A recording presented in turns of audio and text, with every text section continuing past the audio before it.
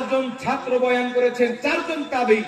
যদি কেউ বলে হাদিসটি জয়ীফ, এই উসুল এখানে বড় বড় আলিমের দ্বীন রয়েছেন, সবাই জানেন যদি কোনো জয়ীফ হাদিস একাধিক সূত্রে একাধিক সনদে বর্ণিত হয়, ওই হাদিসটি উন্নতি করে হাসানের দরজা লাভ করে।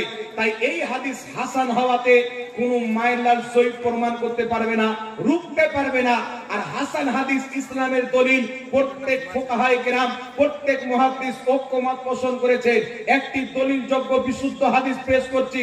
তাবেঈ বলছেন, উযকুর আহাব্বান নাসি ইলাইকা, আপনি যাকে সমস্ত মানব জাতি চাইতে বেশি ভালোবাসেন তার নাম ধরে ডাক দেন, আল্লাহ আপনাকে শেফা দান করবে। ফাকালা ইয়া মুহাম্মাদা, হযরতে আব্দুল্লাহ ইবনে উমর কুফার মাটি থেকে ইয়া মুহাম্মাদা বলে ডাক দিলেন। মহান রব্বুল আলামিন সঙ্গে সঙ্গে আব্দুল্লাহ ইবনে উমরের প্যারালাইসিসকে শেফাতে পরিবর্তন করে দিলেন। জোরে বলেন সুবহানাল্লাহ। আর একটু জোরে হবে না সুবহানাল্লাহ? আর একটু হাত তুলে বলেন না সুবহানাল্লাহ?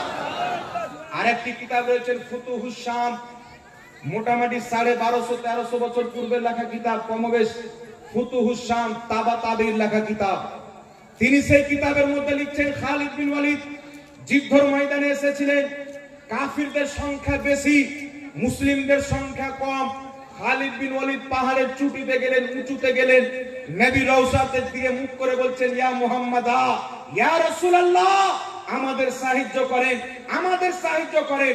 তাবেঈ বলছেন, রাসূলে কায়নাতকে ডাক দিতেছিলেন, মহান রব্বুল আলামিন মুসলমানদেরকে জয় দান করলেন, ফাতহ দান করলেন। এই পৃথিবীর মুসলমান কি বুঝা গেল? রাসূলে কায়নাতকে যদি আজ পর্যন্ত কেউ ইয়া রাসূলুল্লাহ বলে ডাকে, নবীর নাম নেওয়ার কারণে আল্লাহ তাকে শেফা ইয়াব করে দেয়। জোরে বলেন সুবহানাল্লাহ। তার কারণে বেরেলির সরতাজ ইমাম আহলে সুন্নাত आला हजरत बोलছে, आज ले उनकी पनाह, आज मदद मांग उनसे, कल ना मानेंगे कयामत को अगर मान गया। जोरे बोल सुभान अल्लाह। তাই ব্রাদার ইসলাম কি প্রমাণ হলো? রাসূল কায়নাত সাল্লাল্লাহু আলাইহি সাল্লাম ইন্তিকালের পূর্বেও জিন্দা, ইন্তিকালের পরেও জিন্দা। ইন্তিকালের পূর্বে উম্মতের উপকার করতেন, ইন্তিকালের পরেও উম্মতের উপকার করে। বাস একটি হাদিস আপনাকে শুনিয়ে দিই এই বিষয়। মাজমাউজ জাওয়াইদের মধ্যে ইমাম হাইসামি হাদিসটি উল্লেখ করেছেন। হাদিসটি উল্লেখ করে হাদিসটিকে সহিহ বলেছেন। নবী পাক সাল্লাল্লাহু আলাইহি ওয়াসাল্লাম বলছেন, আমার বেঁচে থাকা তোমাদের জন্য উপকার এবং আমার ইন্তিকাল করাও তোমাদের জন্য উপকার। কারণ কি? রাসূল কায়নাত বলছেন, আমার ইন্তিকালের পরে আমি নবী মুস্তাফা নিজের রওজাতে থাকব। যখন তোমাদের ভালো আমল দেখব, আমি আল্লাহর শুকরিয়া আদায় করব, আল্লাহ তুমি আমার উম্মতকে ভালো আমল করার তৌফিক দান করেছো। রাসূল কায়নাত বলেন, তোমাদের যখন খারাপ আমল দেখব, গুনাহের কাজ দেখব, আমি নবী আল্লাহর দরবারে তোমাদের হয়ে ক্ষমা চাইব। তো আমার নবী মুস্তাফা আছেন রওজা মুবারকে, আমরা কতটুকু নেকি করলাম, কতটুকু গুনাহ করলাম, আল্লাহ সব নবী পাককে জানিয়ে দেন। আল্লাহর নবী যদি আমাদের নেকি দেখেন, আল্লাহর শুকরিয়া আদায় করেন। যদি আমাদের গুনাহ দেখেন, আল্লাহর কাছে আমাদের গুনার ক্ষমা চান। তাহলে কি বুঝা গেল? আজ পর্যন্ত নবী মুস্তাফা নিজের রওজা মুবারক থেকে নিজের উম্মতির খেয়াল রাখে। একটু জোরে বলতে হবে সুবহানাল্লাহ।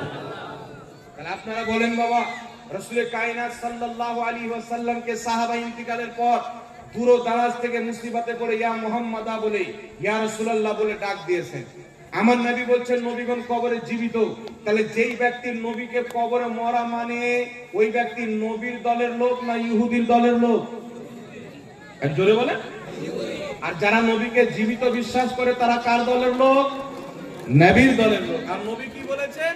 মানা আলাইহি ওয়া আসহাবি, যে আমার সাহাবীর দলের লোক হবে, ওই হবে দল জান্নাতি। তো সাহাবীর আকীদা নবী রওজাতে জীবিত, নবী মুস্তাফার আকীদা প্রত্যেক নবী নিজের কবরে জিন্দা, যেখানে চাই যেতে পারে। জোরে বল সুবহানাল্লাহ।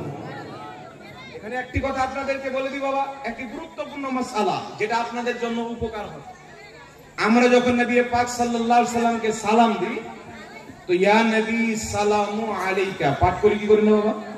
ইয়া রাসূল সালামু আলাইকা পাঠ করি। বাংলাদেশে কিছু ডেট ফেল মৌলবি বেরিয়েছে, মাতাল মৌলবি। এদেরকে স্টেজ থেকে কাঁচা কঞ্চি দিয়ে পিটিয়ে নামিয়ে ঝাড়খণ্ডের রাঁচির পাগলা থানাতে ভর্তি করা দরকার। কথা বুঝতে পারছেন না? একজন মৌলবী বলছে কাজ্জাব বিন ইহুদির বেটা, আরেকজন মৌলবীকে শুনলাম বলছে আল্লাহ পাক কুরআন পাকে বলছে ইয়া আইয়ুহান নবী।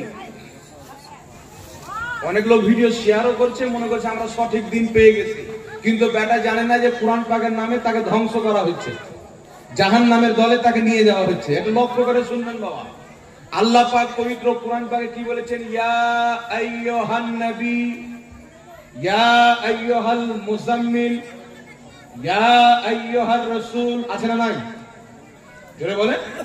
তো আল্লাহ পাক পবিত্র কোরআনে যখনই আমাদের নবীকে ডাক দিয়েছেন ইয়া আইয়ুহান নবী, হে সম্মানিত নবী, আর আমরা বলি ইয়া নবী। কোরআন পাক আল্লাহ কোথাও ইয়া নবী বলেনি। তো ইয়া নবী বলে তোমরা আশিকে রাসূল নবীর সম্মান করো না, নবীকে অপমান করো। বলেন নাউজুবিল্লাহ। যুক্তি দেখেন বাবা, মানুষ মনে করে আসলে তো কোরআন পাকে ইয়া আইয়ুহান নবী আছে। আর ইয়া আইয়ুহান নবীর অর্থ কি করলো যে হে সম্মানিত নবী। দেখবেন এদিকে কলকাতার দিকে একটা মাতাল মৌলবী বেরিয়েছে, বাপের জন্মে মাদ্রাসা যায়নি, ওর বাপও রাজমিস্ত্রি, ও রাজমিস্ত্রি, ওর স্ত্রী ও রাজমিস্ত্রি। আর রাজমিস্ত্রি করতে করতে দুটো বাংলা কিতাব পড়ে নিয়েছে আর ফাতোয়া মেরে বেড়ায়। বুঝতে পারছেন কি পারেন না বাবা? ফাতোয়া মেরে বেড়ায়। এ বলছে কি আল্লাহ কোরআন পাকে বলেছেন ইয়া আইয়ুহান নবী, হে সম্মানিত নবী, আর সুন্নি নামের সিন্নিখোর বলছে ইয়া নবী। নবীকে অপমান করা হচ্ছে, কোরআন পাকের বিরুদ্ধে বলা হচ্ছে। আল্লাহ কত সুন্দর ভাবে নবীকে ডেকেছেন ইয়া আইয়ুহান নবী, হে সম্মানিত নবী। জোরে বলেন নাউজুবিল্লাহ। তাহলে আপনারা বলেন তো বাবা, কোরআন পাকে ইয়া আইয়ুহান নবীর অর্থ কি করলো? হে সম্মানিত নবী। আচ্ছা বলেন তো কোরআন পাকে আছে না নাই ইয়া আইয়ুহাল কাফিরুন? এই জোরে বলেন আছে না নাই? বলেছেন কুল ইয়া আইয়ুহাল কাফিরুন।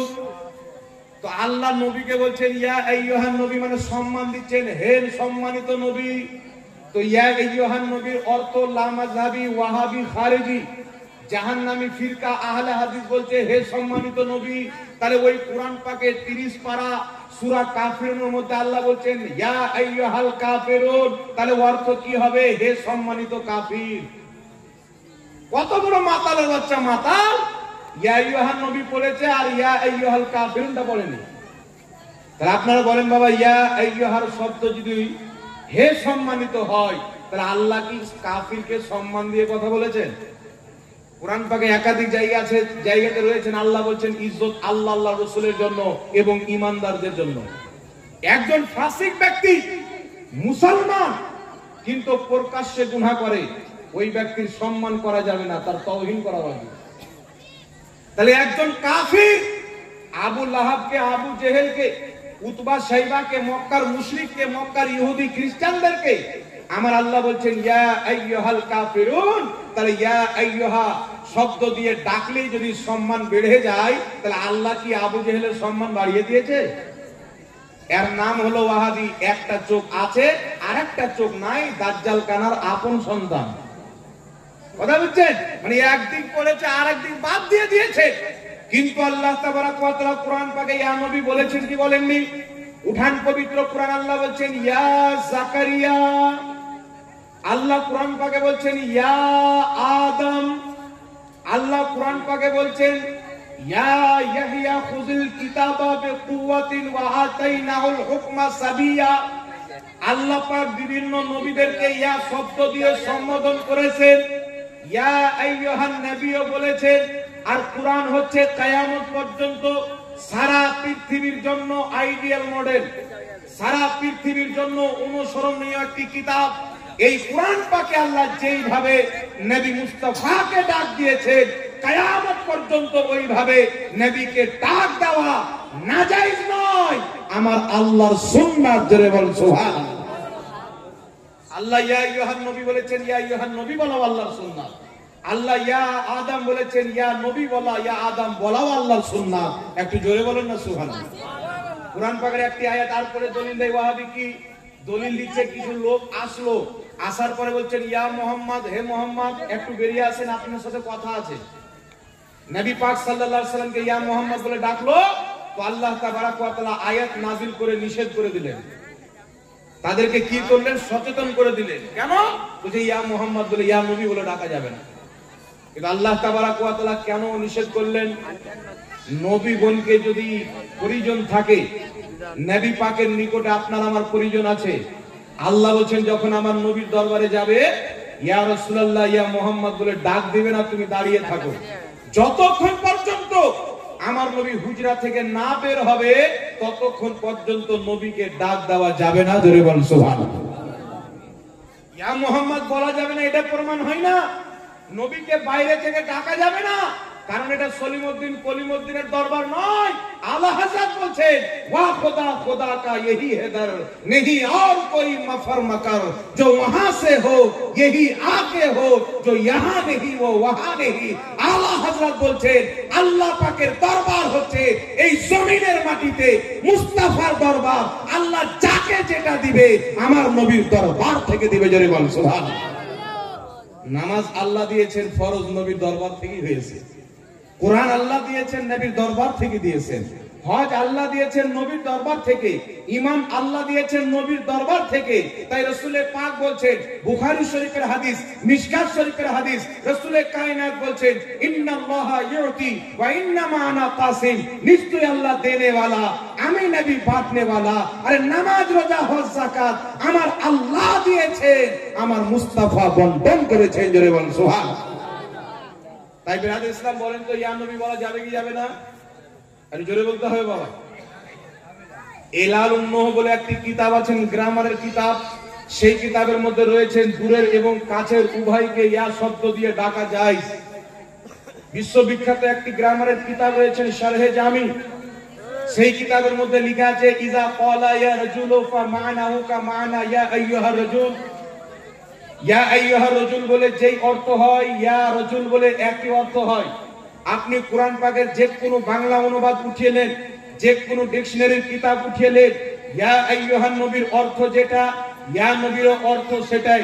যেমন আব্বা এবং বাবা একজন কি বলে, বলে কি বলে না? আব্বা ও মায়ের স্বামীকে বলে, বাবা ও মায়ের স্বামীকে বলে না, কি বলেন? তেমনি ভাবে ইয়া আইয়ুহান নবী, ইয়া নবী দুটোর অর্থ এক। ওয়াহাবি মানুষকে গুমরাহ করার জন্য বলে ইয়া নবী বলা যাবে না। তা আব্দুল্লাহ ইবনে ওমর বলছেন ইয়া মুহাম্মদ তুমি তিনার চাইতে দিন বেশি বোঝো। খালিদ বিন ওয়ালিদ বলছেন ইয়া মুহাম্মদ তুমি দিন বেশি বোঝো।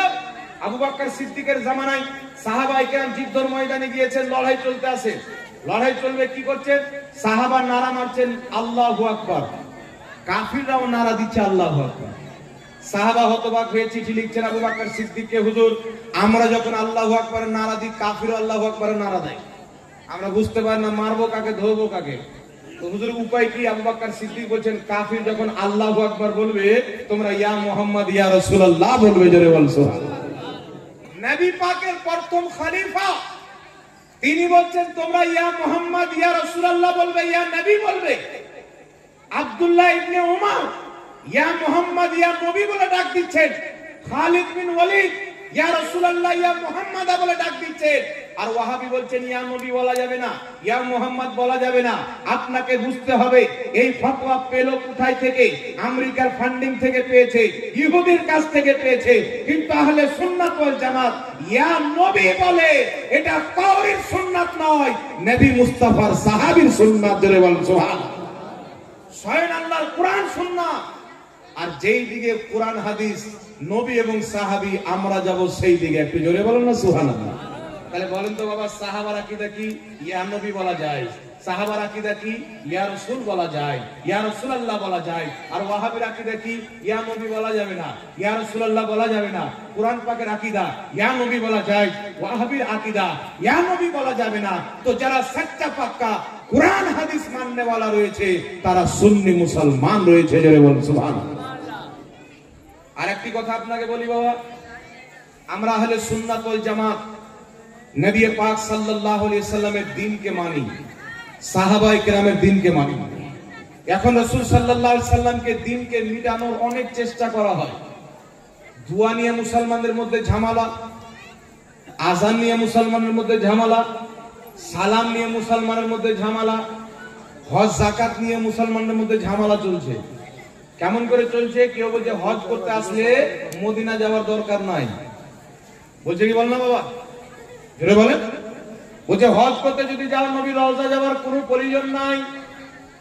কিন্তু সুন্নিদেরকে কি শিক্ষা দেওয়া হয়েছে? হাজিও आओ शहंशाह का রওজা দেখো, কাবা তো দেখ চুকে, কাবে কা কাবা দেখো। আর মক্কাতে তো হজ করব, কাবা রয়েছে, মদিনাতে নবীর রওজা জিয়ারত করব, যিনি কাবারও কাবা রয়েছে। জোরে বলুন সুবহানাল্লাহ। হজ করতে গিয়ে ঝামেলা, নবীর কবর জিয়ারতকে নিয়ে ঝামেলা, জানাজার নামাজের পরে দোয়া নিয়ে ঝামেলা, দাফন করার পরে দোয়া নিয়ে ঝামেলা। ইসলামের মধ্যে এমন এমন ঝামেলা ভরে দিয়েছে, ইবলিস এখন বসে আছে। একটা লোক যাচ্ছে, দেখছে ইবলিস চেয়ারে বসে আছে।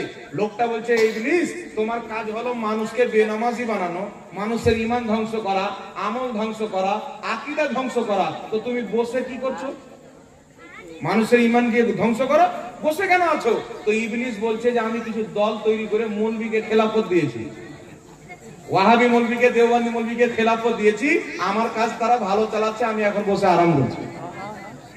একবারে টাটকা ইবলিসের খলিফা। চিন্তা করেন বাবা, আমরা মাটি দিতে যাই কি যাই না? মাটি দিতে যখন যাই, তো মাটি দিতে গিয়ে আমরা একটা দোয়া পড়ি, আয়াত, কোরআন পাকের আয়াত পড়ি। কি আয়াত? মিনহা খলাকনাকুম ওয়া ফিহা নুঈদুকুম ওয়া মিনহা নুখরিজুকুম তারাতান উখরা। পড়ি কি পড়ি না? কিছু মাতাল মৌলবী বেরিয়েছে, বলছে এই আয়াত করে মাটি দেওয়া মানে নবীকে অপমান করা। দেখবেন কিছু ঘুমটাওয়ালা মৌলবী আছে এইভাবে। এই ঘুমটাওয়ালা মৌলবীর বক্তব্য মুসলমানদের জন্য শোনা জায়েজ নয়, কারণ এরা মানুষকে বলে যে বিনা টুপিতে নামাজ পড়ো, কোনো অসুবিধা নাই, টুপি পরার দরকার নাই। আর নিজে ঘুমটা পড়ে। ঘুমটা কেন পড়ে? টুপি পড়তে নিষেধ কেন করে? উঠান মুসলিম শরীফ, সাহাবী রাসূল বলছেন, বদরের যুদ্ধতে যেই কাফিররা যুদ্ধের ময়দানে এসেছিল, তাদের সকলের মাথাতে ঘুমটা ছিল। বুখারী মুসলিমের মধ্যে হাদিস, হযরতে আনাস রাদিয়াল্লাহু তাআলা আনহু মিম্বারে চাপলেন মসজিদে, দেখছেন কিছু সাহাবী নামাজ পড়তে এসেছেন, তারা মাথায় এইভাবে ঘুমটা দিয়ে আসেন। তো হযরতে আনাস রাদিয়াল্লাহু তাআলা আনহু বলছেন, তোমাদেরকে দেখে বদরের যুদ্ধের ইহুদিদের মতো লাগছে, কারণ তারা যখন যুদ্ধ করতে এসেছিল তাদের মাথাতেও চাদর ছিল, ঘুমটা ছিল। তো চিন্তা করেন, অসংখ্য হাদিস দ্বারা প্রমাণিত। বুখারী বলেন, মুসলিম বলেন, আবু দাউদ বলেন, ইবনে মাজাহ বলেন, তিরমিজি বলেন, নাসাই বলেন, সমস্ত হাদিসের কিতাবের মধ্যে রয়েছে যে নবী মুস্তাফা টুপি পরতেন, পাগড়ি পরতেন, সাহাবারা টুপি পরতেন, পাগড়ি পরতেন। আর এখন ইহুদির ফান্ডিং পানেওয়ালার নাম আহলে হাদিস। সুন্দর নাম কত! কিন্তু এই যে নাম আহলে হাদিস, এই নামটাও তারা ইংরেজদের কাছ থেকে নিয়েছে। ভারতে যখন ইংরেজদের হুকুমত ছিল, এদেরকে বলা হতো ওয়াহাবি। ওয়াহাবি শব্দ একটা গালি হয়ে গেছিল, ঘৃণা হয়ে গেছিল। তারা কাগজে লিখে দরখাস্ত দিল। পাঞ্জাবের গভর্নর একজন ইংরেজ মহিলা ছিল, তার পা টিপে তেল লাগিয়ে মহলম লাগিয়ে বলল যে হুজুর নি, আমাদেরকে মানুষ ওয়াহাবি বলে খারাপ লাগে, নামটা চেঞ্জ করে আহলে হাদিস নাম দেন। তো ওই ইংরেজ তাদেরকে নাম দিল আহলে হাদিস। কে নাম দিল বাবা? আহলে হাদিস নামটা ইংরেজরা দিল। আমাদের মুকাদ্দারের উপরে নাজ করেন যে আহলে সুন্নাত ওয়াল জামাত নাম কোনো ইংরেজ দেয়নি, কোন খ্রিস্টান দেয়নি। আহলে সুন্নাত ওয়াল জামাত নাম আমার নবী মুস্তাফা দিয়েছেন। জোরে বলুন সুবহানাল্লাহ। যারা ইংরেজদের নাম নেওয়া, নাম প্রচার করে, যাদের নামটা ইংরেজদের দেওয়া নাম, তারা নবীর দিওয়ানা কি করে হতে পারে? নবীর দেওয়া ইসলাম কি করে মানতে পারে?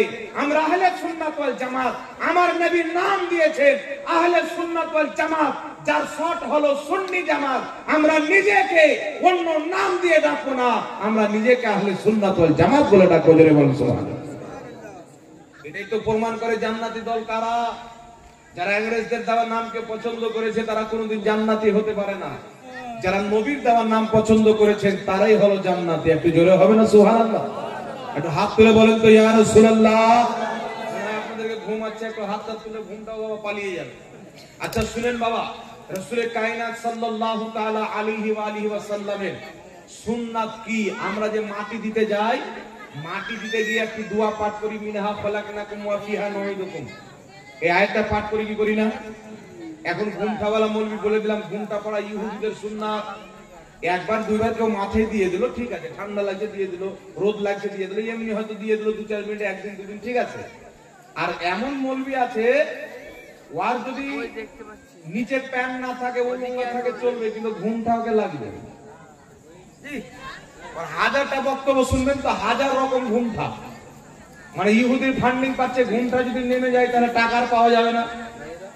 কিন্তু আমরা কি ঘুমটা পড়তে বলেছি বাবা? আমরা নিজে কোনদিন ঘুমটা পড়ি? এটাকে আমরা নিজের অভ্যাস চরিত্র বানাইনি, এটা ইহুদিদের চরিত্র। আমরা পাগড়ি পরি, টুপি পরি, এটা মুহাম্মদ রাসূলুল্লাহর চরিত্র। জোরে বলুন সুবহানাল্লাহ। নবী পাক সাল্লাল্লাহু আলাইহি সাল্লাম টুপি অথবা পাগড়ি পরে নামাজ পড়তে নির্দেশ দিতেন, কারণ আল্লাহ পাক বলেছেন, আল্লাহ তাবারাক ওয়া তাআলা বলেছেন, কি বলেছেন? যে তোমরা মসজিদে পরিপূর্ণ সাজে এসো, খুযু যিনাতাকুম ইনদা কুল্লি মসজিদ, তোমরা মসজিদে পরিপূর্ণ সাজে এসো। আর মুসলমানদের টুপি অথবা পাগড়ি ছাড়া পরিপূর্ণ সাজ হতে পারে না। জোরে বলুন সুবহানাল্লাহ।